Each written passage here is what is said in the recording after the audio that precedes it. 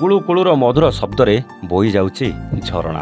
प्रकृतिर सुंदरता आउ चढ़ई मानकर किचिरिमिचिरी शब्दरे मन बेस आनंदित हो जाउछि। सतरे केड़े मनलोभा दृश्य। ए बण जंगल भरा प्रकृतिर मनलोभा दृश्य बनभोजीर आनंद को द्विगुणित कर दिए। बनभोजी बा पिकनिक कथा आसिले समस्ते बाछि थांती एइबळी सुंदर घंच जंगल सांगकू कुळुकुळु नादरे बहि जाउथबा झरणार से कूलकू। आमे आज आपण को एमिति एक बनभोजी जगह को नहीं जीवु जहां देखिले आपण भी मंत्रमुग्ध होइजिबे। आउ एथर बनभोजी करबाकू ए प्रकृतिर से सुंदर जगह को जीवा पई निश्चय मन करिवे। ताहले आसंतु देखिबा हमर आजिर स्वतंत्र रिपोर्ट रे आस बुली जिबा गुदगुदा जलप्रपात। आरंभ हेलानी बनभोजीर आसर, लागिलानी बनभोजीर भिड़। आउ गुदगुदा पा सेथुरु केमिति बात पड़िबा आज्ञा।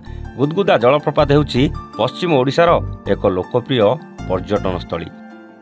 प्राकृतिक परिवेश भितरे अति मनोरम और सौंदर्यपूर्ण थिबारु अक्टोबर मासरु फेब्रुआरी मास पर्यंत ओडिशार विभिन्न कोण अनुकोणरू पर्यटकक लागिथाए भिड़।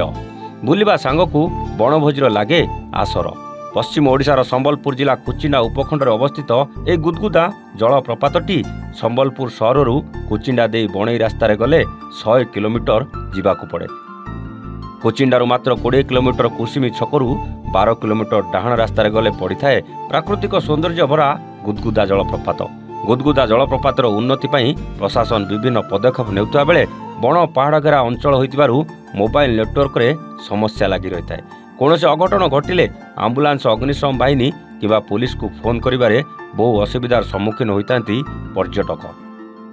तेणु प्रशासन एथिप्रति ध्यान देवा पई अनुरोध करचंती अंचलवासी तथा पर्यटक। हेले आपण बनभोजी करबाकू केबे जिवे गुदगुदा?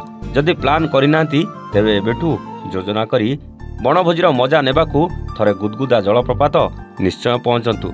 आपण को स्वागत अपेक्षा रे गुदगुदा जलप्रपात सबुबेले अनै बसिछि। कुचिंडारू सत्यप्रिय महापात्रଙ୍କ रिपोर्ट, एवान ओडिया।